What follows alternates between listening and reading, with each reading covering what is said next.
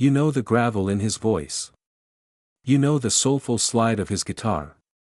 But have you ever seen the colors of his music? Most people see Chris Rea as a man with a Fender Stratocaster, a road-weary traveler of the blues. But if you walked into his private sanctuary, you wouldn't find just guitars. You would find an explosion of oil paints, charcoal, and massive canvases drenched in deep indigos and fiery crimsons. Chris Rea didn't just write songs, he painted them. To him, a G minor chord wasn't just a sound, it was a melancholic shade of blue. This is the story of the artist who saw music in colors and heard paintings in notes. Welcome to the hidden gallery of Chris Rea. History remembers Chris Rea for the things they could hear. They remember the low, tectonic rumble of his voice, a sound that felt like it was dragged across the gravel of a Middlesbrough shipyard. They remember the fluid, crying notes of his slide guitar, a sound that defined the late 80s and early 90s. But as we look back on his extraordinary journey from the vantage point of late 2025, it is becoming increasingly clear that the world only had half the map. While the public saw a rock star, a performer, and a petrolhead driving Ferraris through the rain, there was another man living in the quiet, sun-drenched intervals between world tours. This man didn't hold a plectrum, he held a palette knife. He didn't speak in melodies, he spoke in textures of cadmium red, cobalt blue, and burnt umber. This is the story of the hidden canvas, the secret, visual soul of Chris Rea, an artist who spent his life trying to paint the blues because music, as vast as it was, simply wasn't enough to hold all the light he saw. Every great artistic shift begins with a crisis. For Chris Rea, that crisis arrived in 2001. A devastating diagnosis of pancreatic cancer and the subsequent Whipple procedure left him with a 30% chance of survival. He emerged from the hospital a different man, physically frail, stripped of the stamina required to stand on a stage for 2 hours, and deeply disillusioned with the pop star machinery he had inhabited for 20 years. The guitars went into their cases. The amplifiers were switched off. The silence was deafening. But in that silence, a dormant obsession began to roar. Chris had always sketched, he had always been a visual thinker. Even as a child in his father's ice cream shop, he saw the world as a series of frames and colors. Now, facing his own mortality, he realized that if he couldn't play the blues, he would have to paint them. He retreated to a garden studio, a place he called his solitary confinement of joy. Here, the smell of cigarette smoke was replaced by the pungent, chemical tang of turpentine and linseed oil. He began to paint with a ferocity that bordered on the religious. He wasn't interested in traditional landscapes or portraits. He wanted to capture the feeling of a slide guitar solo on a flat surface. He wanted to see if he could make a canvas vibrate the way a Fender Twin Reverb vibrated a room. This wasn't a hobby for a recovering man, it was an act of survival. To understand Chris Rea the painter, one must understand the way his brain functioned.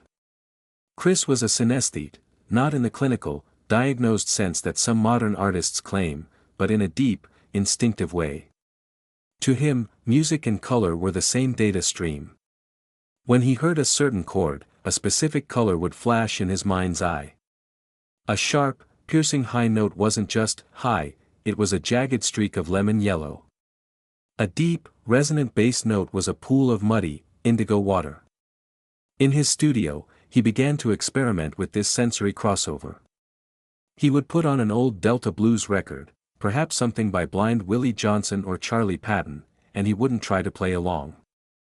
Instead, he would try to match the color of the recording. If the song felt dusty, he would mix sand into his acrylics. If the lyric spoke of the Mississippi heat, he would layer thick, translucent glazes of orange and gold until the canvas felt like it was radiating warmth. He began to view his albums not as collections of songs, but as visual galleries. The most famous example of this was the Monumental Blue Guitars project.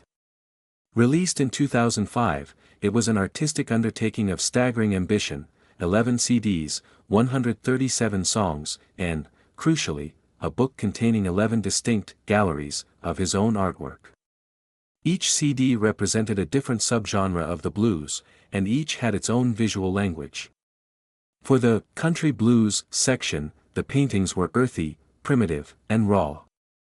For the 60s/70s blues, they were psychedelic, swirling, and electric. He had finally achieved what he had dreamed of, a total immersion of sight and sound. He had built a world where you could hear the painting and see the song. As the years progressed, Chris's style evolved from the representational to the abstract. He grew tired of the pretty world of commercial art, just as he had grown tired of the pretty world of pop music. He wanted grit. He wanted truth. He began to use unconventional tools, spatulas, rags, his own fingernails, to scar and scrape the paint. He wanted the canvas to look worked, like a piece of rusted farm machinery or the fretboard of a guitar that had been played in smoke-filled bars for 40 years. He often painted the same subjects repeatedly: a lone guitar leaning against a wall, a winding road disappearing into a storm, the silhouettes of bluesmen long dead. These weren't just images, they were icons. To Chris, the guitar was a holy object, a bridge between the physical and the spiritual. In his paintings, the guitars often look like they are made of fire or water, melting into the background, suggesting that the music is something that cannot be contained by wood and wire. Visitors to his exhibitions, which he held rarely and with great humility, were often shocked by the scale of the work. These weren't the polite watercolors of a celebrity artist. These were massive, brooding, heavy works that demanded attention. They felt like his music, Road to Hell, in oil on canvas. They possessed a certain weight, a certain northern gravity that was unmistakable. He was painting the soul of Middlesbrough, the soul of the road, and the soul of a man who had seen the edge of life and decided to paint his way back. In his final decade, as his health continued to fluctuate, the studio became his cathedral. When his hands were too stiff to play the intricate slide parts of his youth, they were still strong enough to grip a brush. He found a peace in painting that the stage could never give him. On stage, there was the pressure of the audience, the ticking of the clock, the demands of the hits. In the studio, there was only the dialogue between the man and the canvas. He once said in a rare interview, "Music is what I do to pay the bills, but resim, painting, is who I am when nobody is watching." This honesty is what makes his visual legacy so potent. It wasn't about fame, it was about the pure, unadulterated joy of creation. He proved that an artist's journey doesn't have to be a straight line. It can be a circle, where the music feeds the art, and the art feeds the music, creating a closed loop of inspiration. As we stand here in 2025, looking at the vibrant, textured legacy he left behind, we realize that Chris Rea wasn't just a singer-songwriter. He was a master of atmosphere. Whether he used a slide on a string or a brush on a canvas, he was always chasing the same thing, that elusive, flickering moment of beauty in the middle of a storm. He was a man who saw the world in high definition, in colors the rest of us are only just beginning to perceive. The maestro has left the studio. The brushes are resting in the jar. The paint has finally dried. But the hidden canvas remains, a vibrant, screaming, beautiful testament to a man who refused to be just one thing. He didn't just play the blues, he made them visible. And in doing so, he showed us that even in our darkest indigos, there is always a streak of brilliant, defiant light. The next time you hear the opening notes of On the Beach or the driving rhythm of The Road to Hell, close your eyes. Try to see the colors. Try to feel the texture of the sound. Because somewhere, in a quiet gallery of the soul, Chris Rea is still painting. And the masterpiece is far from finished.